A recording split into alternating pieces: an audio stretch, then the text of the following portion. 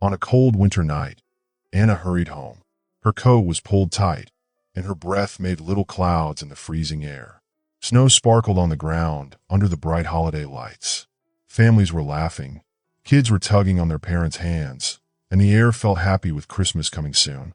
As Anna walked, she noticed something out of the corner of her eye. A small shape was sitting under the awning of an old store. She almost walked past, but something made her stop. She turned and saw a boy sitting alone. He was huddled up, shivering, with a thin, torn jacket. He looked like he hadn't eaten in days. His hands were tucked between his knees, and he seemed so small compared to the bright, cheerful street around him. Anna's heart hurt.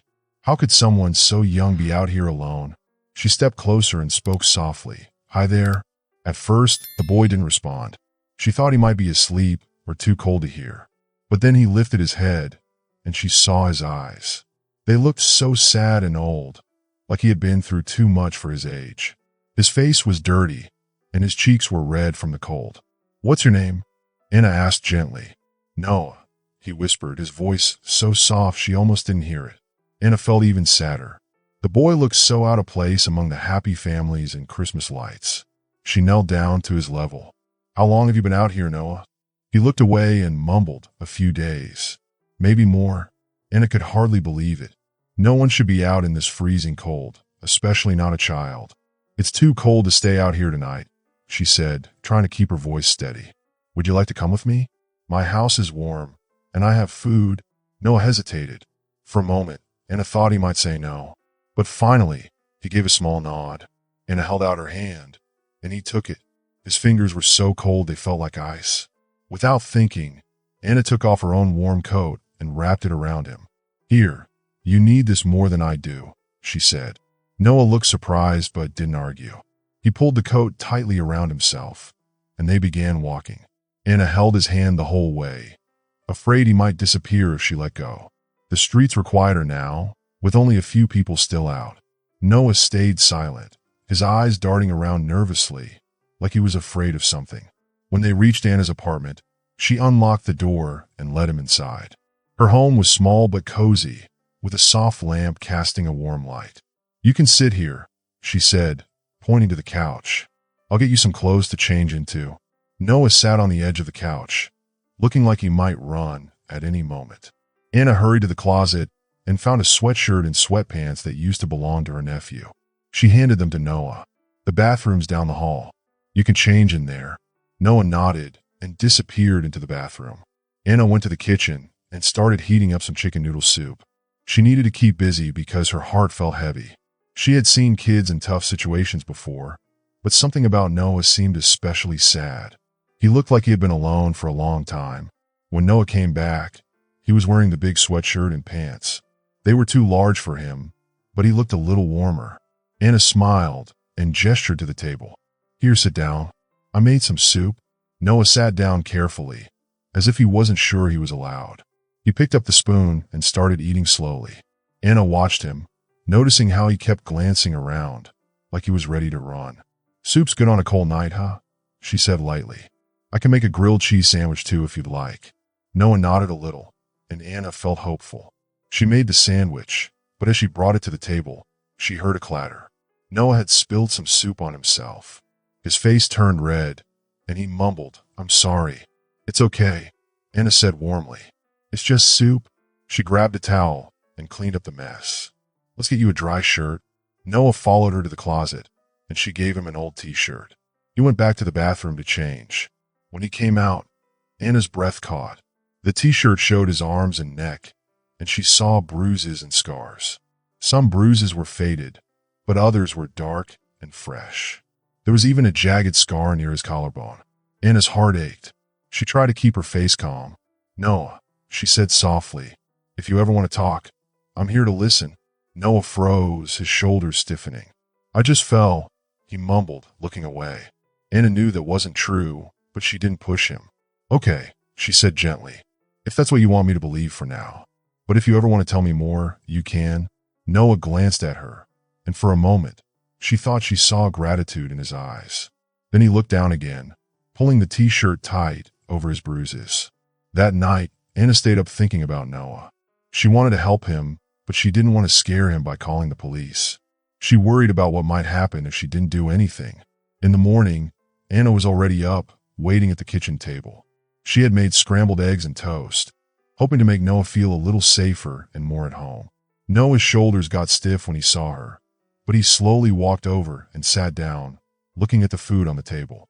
"Good morning, Noah," Anna said in a soft voice, trying to sound cheerful. "Did you sleep okay?" Noah nodded a little and mumbled, "Yeah, thank you." They ate their breakfast quietly, not saying much. After a while, Anna took a deep breath. She wanted to talk to him about something important, but she knew she had to be careful. "Noah, I know you've been through a lot," she said, folding her hands together. "I just want to make sure you're safe. If there's anything you want to tell me, or if you ever want to talk to someone like the police, I'll be here with you." Noah froze, his fork stopping halfway to his mouth. His eyes got big and scared. "No, I can't," he whispered, putting his fork down. "Noah, I won't do anything you don't want," Anna said gently. "But if you ever feel ready to talk, I'm here to listen. Whatever you say stays between us." Noah didn't say anything for a long time.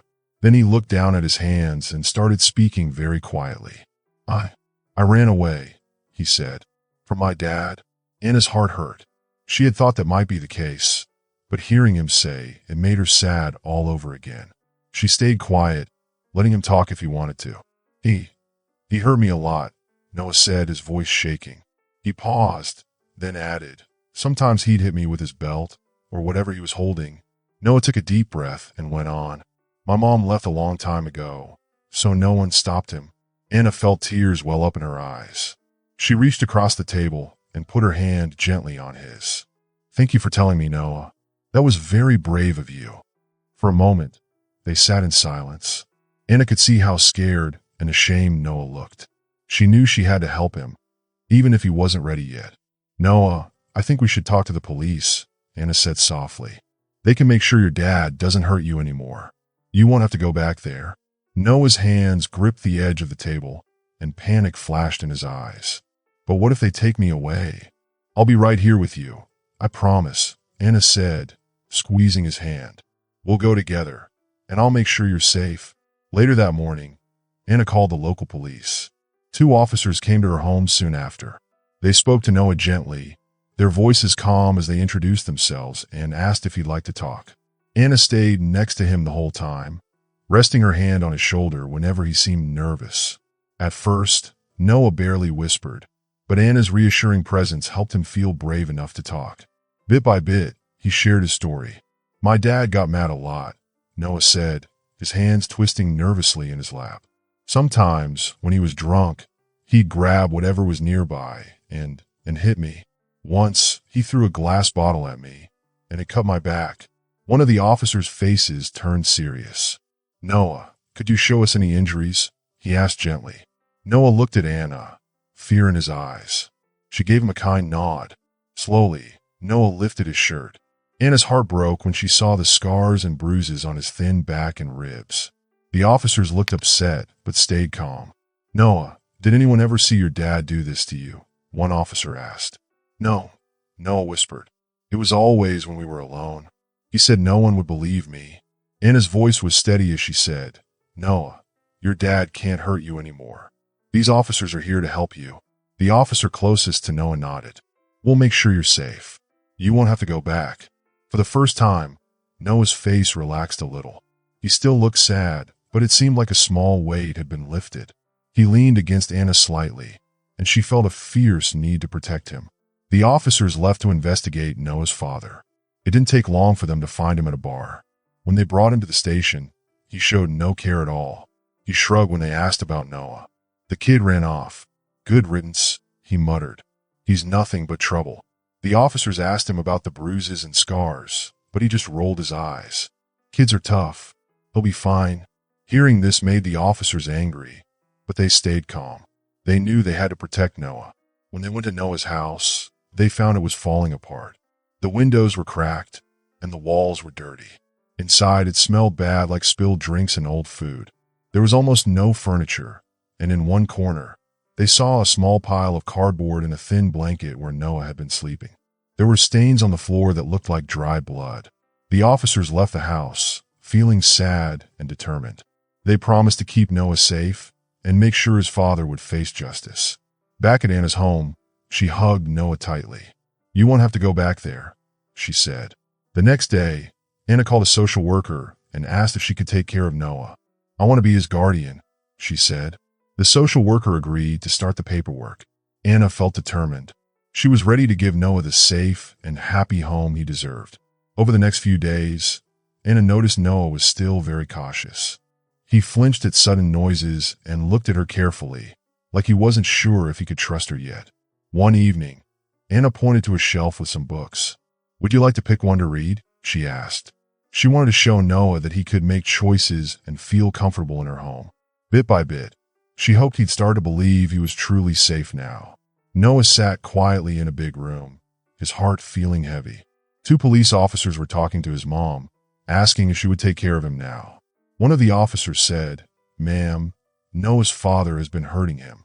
He's been alone and hasn't had anyone to care for him. Will you take him in and give him a safe home?" Noah's mom sighed and looked at the floor. Her lips pressed into a thin line.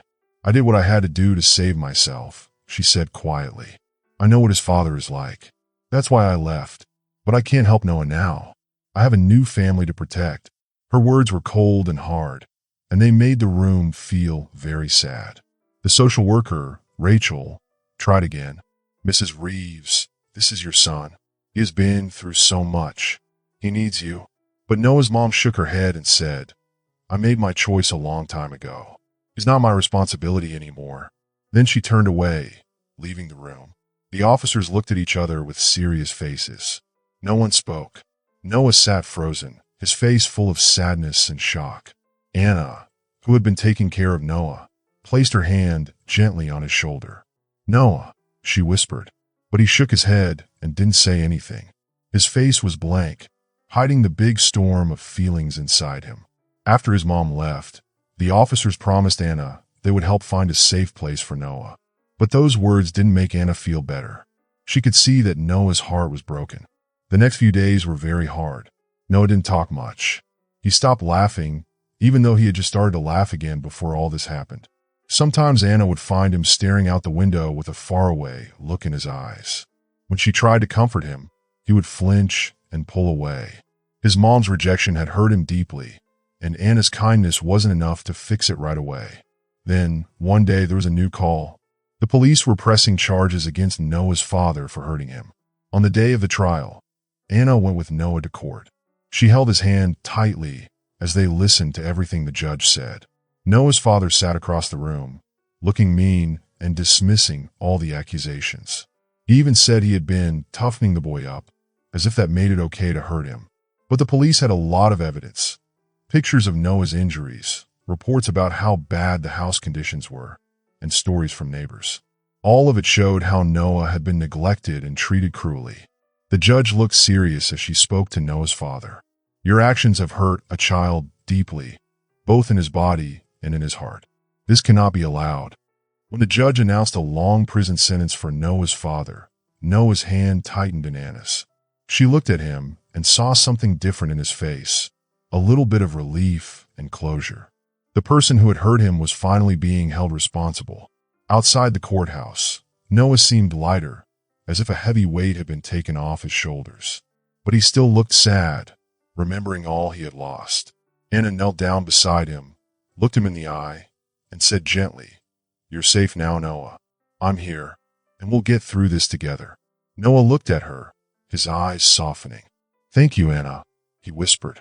In the weeks after the trial, Anna worked hard to help Noah feel better. She stayed by his side and gave him love and support. Slowly, his sadness began to fade. His laughter returned, soft at first, then stronger. He started to feel safe and loved. One snowy December night, Noah walked into the kitchen where Anna was rolling dough to make Christmas cookies. He watched her hands as she worked. "Anna," he said softly, "do you think I could stay here? With you?" Anna stopped and looked at him with a big smile. She knelt down, her hands covered in flour, and placed her hand on his shoulder.